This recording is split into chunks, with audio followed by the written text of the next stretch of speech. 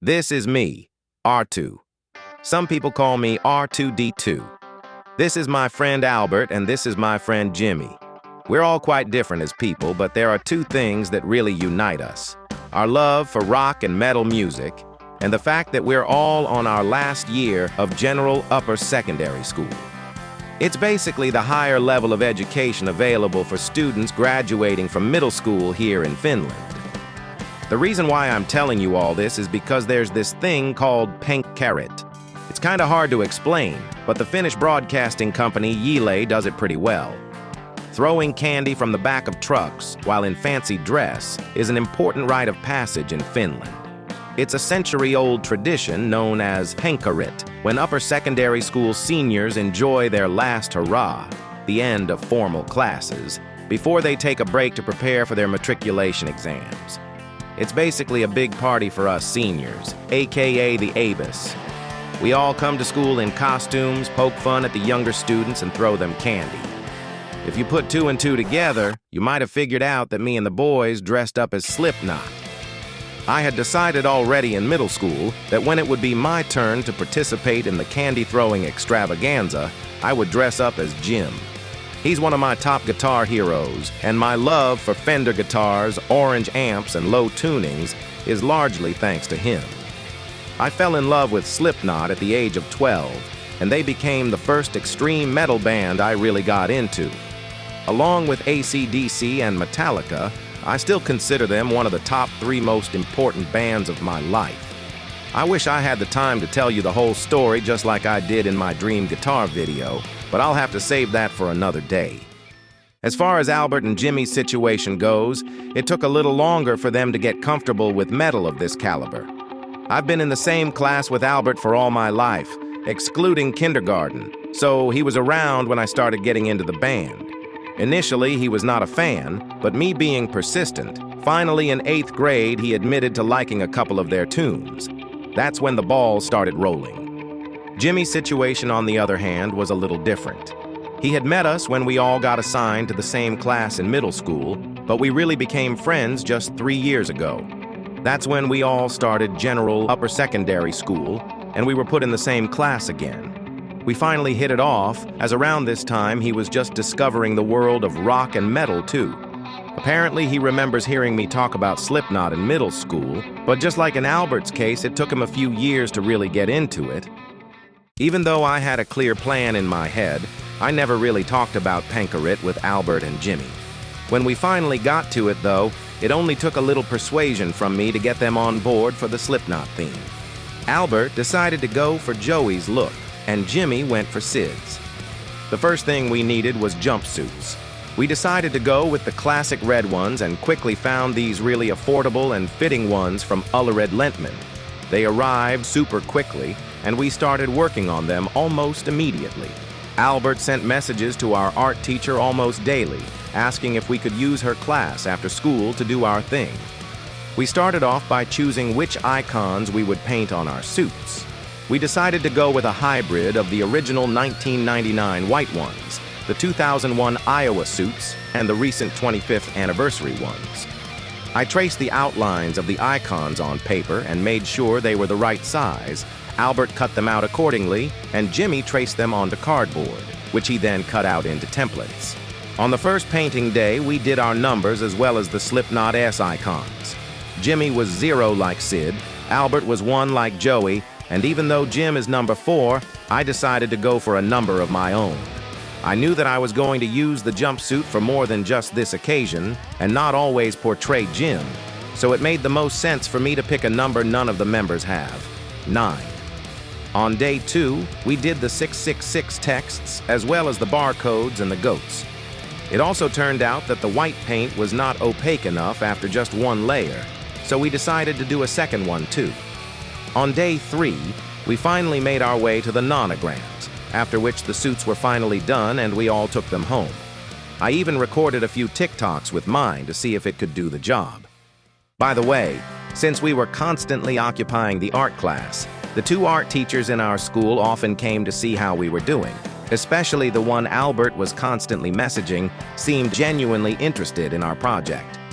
At some point she asked what we were going to dress up as, And as we said Slipknot, she immediately connected the dots. She started telling us about how they used to be her son's favorite band, and he even built a clay figure of one of the members. The other teacher, who we were not in contact with as much, also once asked what we were working on. We told her that we were making our costumes for Penkkarit. She immediately said, "Slipknot, right?" and went on to tell the craziest story.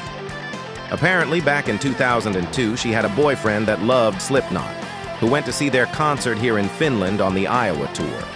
He got to meet the band and had Corey, the singer, write a message for his girlfriend. When she received it a little later on, the note said her name and equals shit, as in the song People Equal Shit. They broke up a little later, but apparently that note was not the reason why, as she told us while laughing. After we were finished with the jumpsuits, it was time to do the masks. Albert got himself just a blank white female mask, which he painted like Joey's 2002 Iowa mask. He also got a long black wig to go along with it. Jimmy was going to get this gas mask until his mom, who's also a metalhead, found a 3D template of Sid's actual mask, and they had it printed.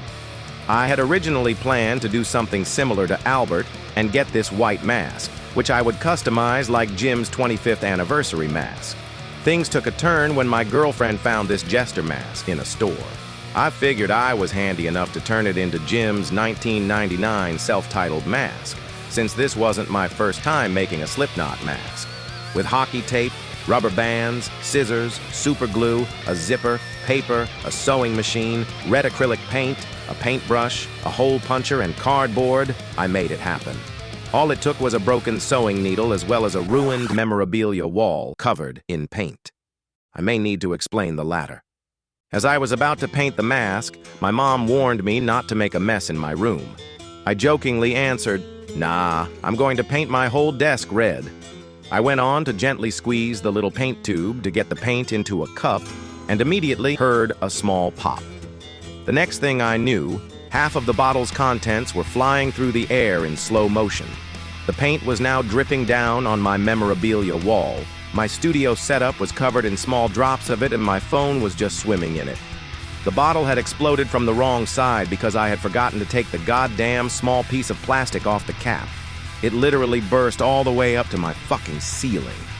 After contemplating my life choices for a few seconds, I quickly took a wet rag and started cleaning the wall first. As I expected, that shit was not coming off. I had to accept my defeat and ask my parents for advice. Luckily, my dad came of help with a bottle of stain remover. To my surprise, we managed to get rid of almost all the stains. It's fun to look back on it now, but holy shit, that was a disaster. To get back to where the story left off, now we all finally had our jumpsuits and masks ready. On the very last evening before the big day, we had to go back to our school to build our own section of the so-called Penkkarit, literally an obstacle course made for the younger ones to go through. Everyone had to hang black garbage bags around their spots to make sure it would be pitch black in the morning.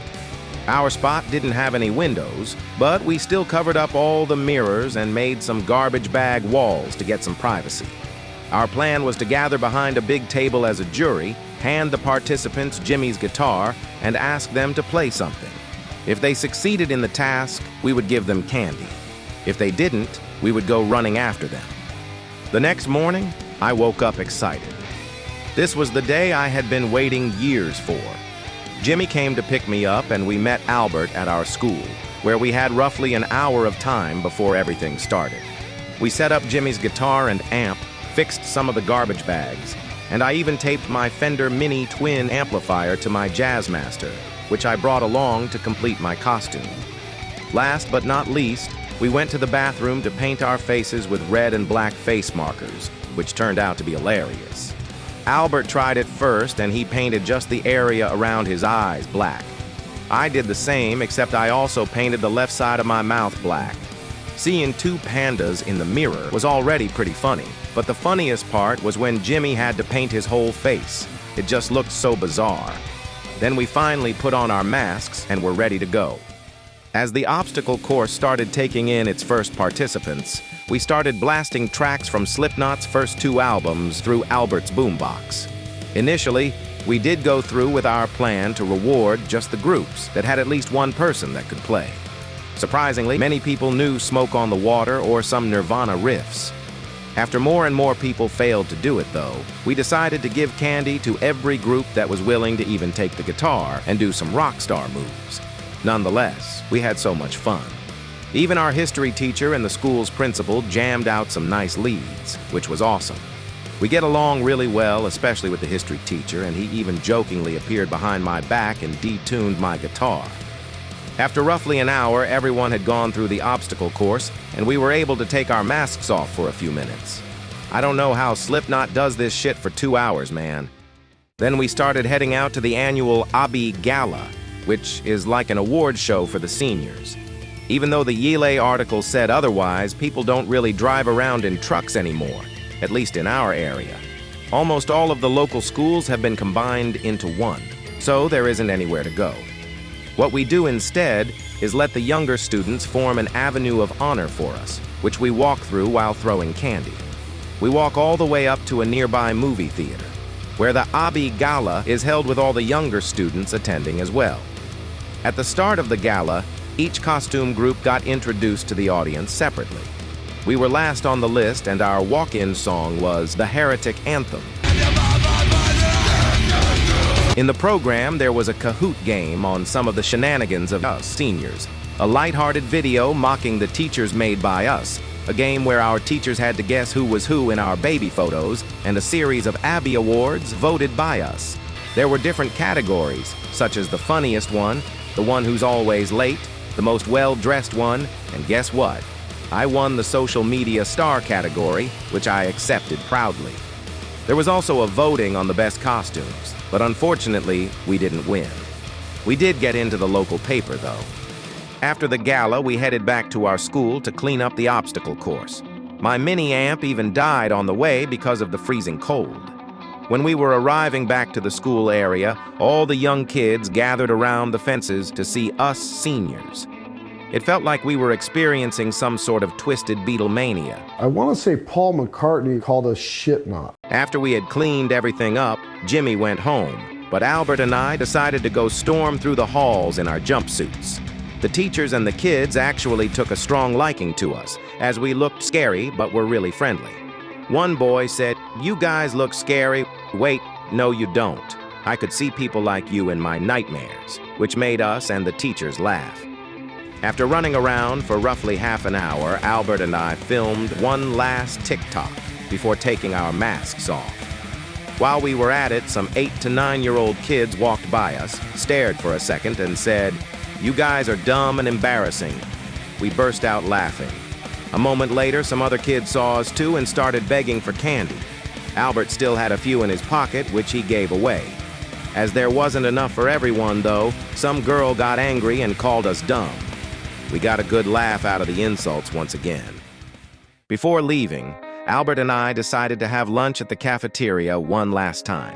We reminisced through 12 years of memories, and by the time we finally got up, some of the younger kids from earlier had come around. We walked by them, and I overheard a boy say, "Those are the guys that had the rock guitar." I turned around to see 20 to 30 kids staring at us. I gave them the devil horns and smiled. After we returned our cutlery to the kitchen staff and walked past the kids again, I noticed another boy trying to do the devil horns like I had just shown. I smiled and gave him the horns again. As we were about to leave the cafeteria, the kids were still staring at us and yelling, "Bye-bye," to which I responded by waving my hand and smiling. For a moment, we seriously felt like rock stars, even though our audience was a bunch of 7 to 8-year-olds. After we finally got away from the chaos, Albert offered a ride to bring me home. We bumped into his little brother, who was intrigued by our suits. Albert showed him a picture of himself with the mask on, to which his brother responded by saying, "Mom said you look like a chainsaw serial killer with that costume." Little kids with no filter are funny, dude. After we got to my house, Albert kindly even gave me his mask and wig, as he knew I really wanted to have them, being obsessed with Slipknot. I thanked him for his generosity and wished him well, before heading off to get some well-earned rest.